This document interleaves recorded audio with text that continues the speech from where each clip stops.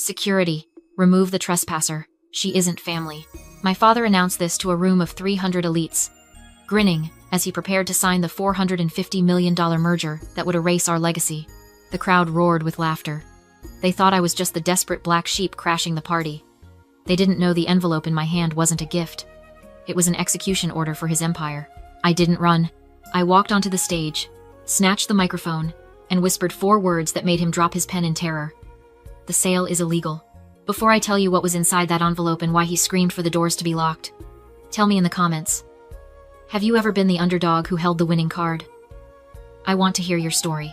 My father stared at me like I was a ghost. To him, I was just Savannah, the 29-year-old disappointment he'd disowned 5 years ago for asking too many questions about the company ledgers. He forgot that asking questions is exactly what I do for a living now. He saw a daughter he could bully. He didn't see the forensic accountant who spends her days hunting down assets for the federal government. I ripped the seal on the envelope. The sound was louder than a gunshot in the silent room. I didn't scream. I didn't cry. I simply held up the yellowed parchment so the light from the chandeliers caught the embossed seal of my grandfather. This is the original deed to Coal Industries, I said, my voice projecting clearly to the back of the room without a tremor. Specifically, Clause 4, Section A, a defeasible fee.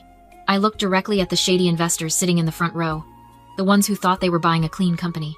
It states that Gregory Cole retains ownership only on the condition that the company remains independent.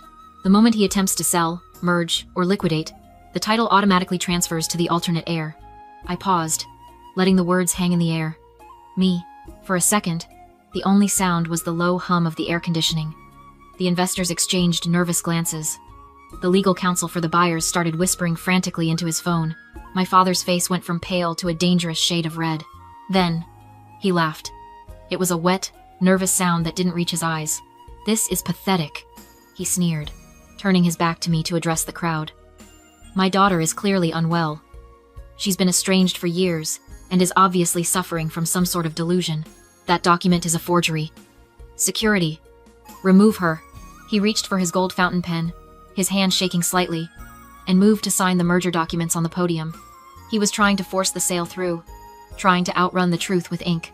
If he signed, the money would transfer, and he could disappear before the lawyers unraveled the mess. I didn't tackle him. I didn't shove him. I reached for the magnum of vintage Dom Perignon sitting on the podium, the bottle meant for his celebratory toast. With one smooth, calculated motion, I tipped it over. The sticky, golden liquid cascaded onto the contract. The ink blurred instantly. The paper soddened and began to dissolve into a pulpy mess. My father froze, the pen hovering over a puddle of champagne. "Contract voided due to destruction of materials," I said coldly. I locked eyes with him, seeing the panic finally break through his arrogance. "Now get off my stage." A gasp rippled through the crowd. The investors stepped back, closing their briefcases. The whispers started, and they weren't laughing at me anymore. They were looking at Gregory like he was a radioactive liability. For a heartbeat, I stood there, chest heaving, watching him crumble. I thought it was over. I thought I had won. I expected him to scream. I expected him to lunge at me or call the police. I didn't expect the silence. For a terrifying second, my father didn't move. He just stared at the ruined contract, watching the champagne drip onto his Italian leather shoes. Then he looked up at me, and the panic in his eyes was gone. It was replaced by something cold and void. A look I hadn't seen since I was 12 years old, and he caught me reading his private journals. It wasn't anger. It was erasure. He adjusted his cufflinks, took a deep breath, and gave a subtle, 2-finger signal to the head of security standing by the service entrance. The hum of the room changed instantly. The soft, recessed lighting flickered once, then turned a harsh, emergency red. The heavy steel doors of the main elevators slammed shut with a mechanical thud that vibrated through the floor. A moment later, the magnetic locks on the emergency stairwell exits engaged with a loud, final click. The crowd murmured, confusion rippling through the room.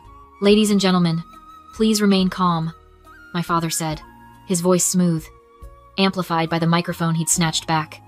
"We have a security breach. My daughter is unfortunately suffering from a severe psychotic episode. The documents she is holding are forged, and she is a danger to herself and others." He looked at me, and for the first time, I saw the monster clearly. You have to understand something about men like Gregory Cole. To a narcissist, public humiliation isn't just embarrassing, it is a psychological death. When I poured that champagne, I didn't just ruin a contract. I shattered the mirror he uses to worship himself. In that moment, he didn't care about the merger, the money, or the prison time. He only cared about re-establishing dominance. He would burn this entire building to the ground with everyone inside, rather than let me walk out of here with the upper hand. That is the rage of an exposed king. It is primal. It is destructive. And it is terrifyingly unpredictable. Restrain her, he ordered, pointing a manicured finger at me. 3 private security guards, men the size of linebackers who were definitely not on the hotel payroll, moved in. They didn't ask me to leave. They didn't offer an escort. They closed the circle. Dad, you can't do this, Kenneth stammered from the side of the stage, looking pale. There are witnesses. There are no witnesses, Kenneth, my father snapped without looking at him. There are only guests who are currently under lockdown for their own protection. He turned back to the investors, flashing that charming, predatory smile. Apologies for the interruption. We are initiating a standard security protocol to ensure Miss Cole receives the medical attention she desperately needs. The elevators will remain overridden until the situation is contained. Containment. That was his word for it. The first guard grabbed my arm. His grip was bruising, professional, devoid of hesitation. I tried to jerk away, but the second one grabbed my other shoulder. I was 60 floors up in the air, sealed in a glass box with 300 people who were too polite or too afraid to intervene. I looked at the investors, the wealthy elite, silently begging someone to speak up, to say this was insane. But they just watched, sipping their drinks, relieved the target wasn't on their backs. I realized then that I wasn't just fighting for a company. I was fighting to survive the night. One of the guards twisted my arm behind my back, forcing me toward the service exit. Pain shot up my shoulder, sharp and white-hot. Let her go, Uncle Walter shouted, though he stayed safely behind the buffet table. Don't hurt her, Kenneth added weakly, his voice trembling. Dad, this is too much. My father didn't even look at them. He was watching the investors, gauging their reaction, smoothing over the cracks in his perfect evening.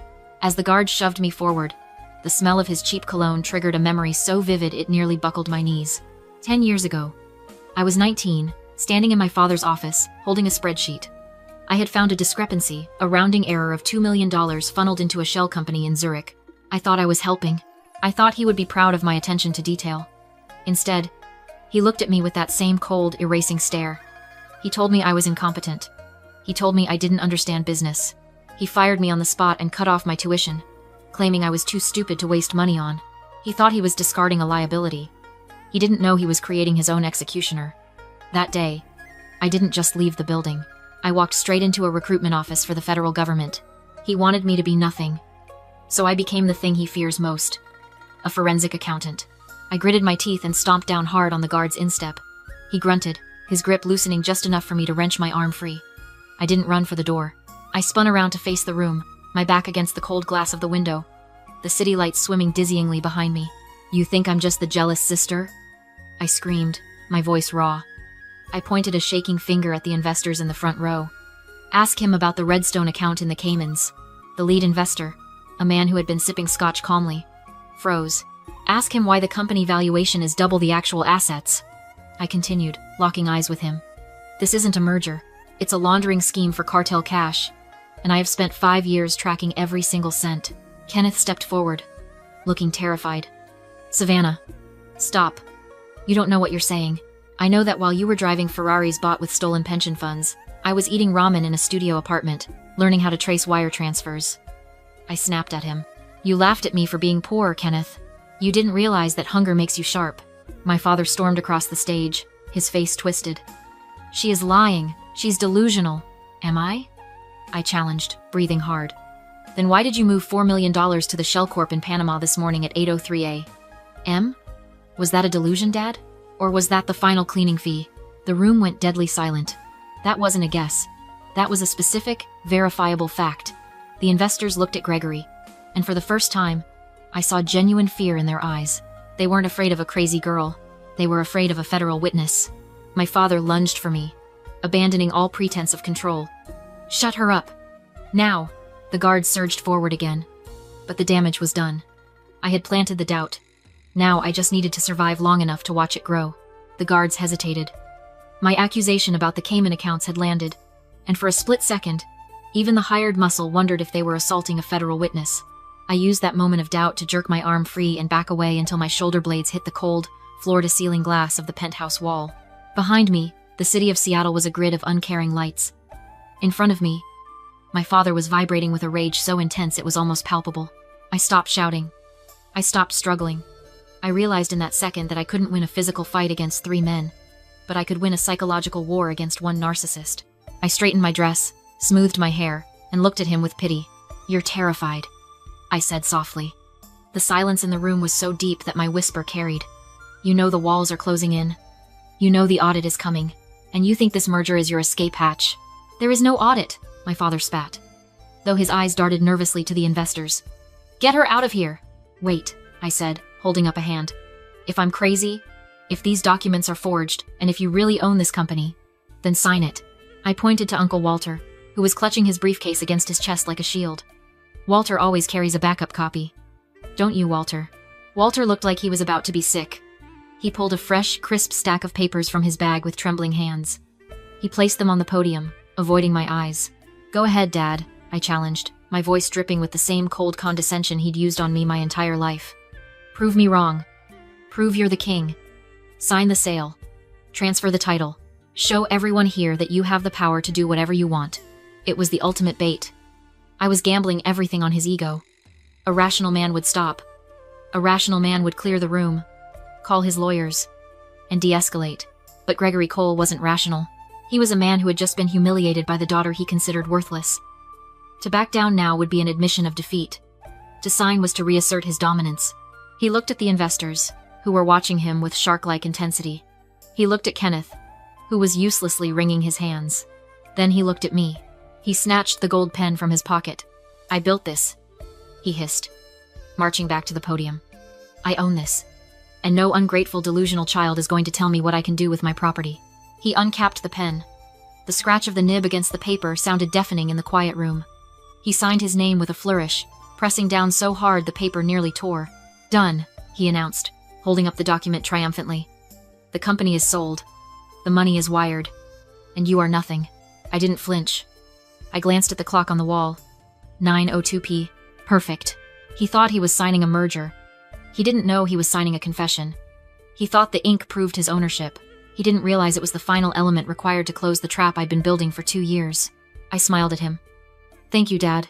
The ink was barely dry when the lead investor snapped the folder shut. He didn't look at the champagne stains or the tremor in my father's signature. He just looked at the wire transfer confirmation on his tablet. "Funds initiated," he said, his voice flat. "The asset is secured." My father let out a breath that sounded like a tire deflating. He slumped against the podium, the adrenaline of his rage fading into the smug exhaustion of a man who believes he has survived the storm. He looked at me, and his smile returned cruel, triumphant, and pitying. "You tried, Savannah," he said, smoothing his jacket. "I'll give you that. You actually made me sweat for a minute. But in the end, you're just a little girl with a big imagination and no leverage." He turned to the security team. "Take her to the freight elevator, and make sure she understands she is never to set foot in this building again." I didn't move. I kept my eyes on Kenneth. My brother had been lurking in the shadows all night, useless and afraid, watching our father reclaim the room. He knew weakness disgusted him. He needed a win. So Kenneth stepped forward and grabbed the deed from the podium, the yellowed parchment, the only proof of the defeasible fee, holding it like trash. "This?" he sneered. "Your big weapon? A piece of paper from a senile old man?" I told him to put it down, letting just enough fear slip into my voice to embolden him.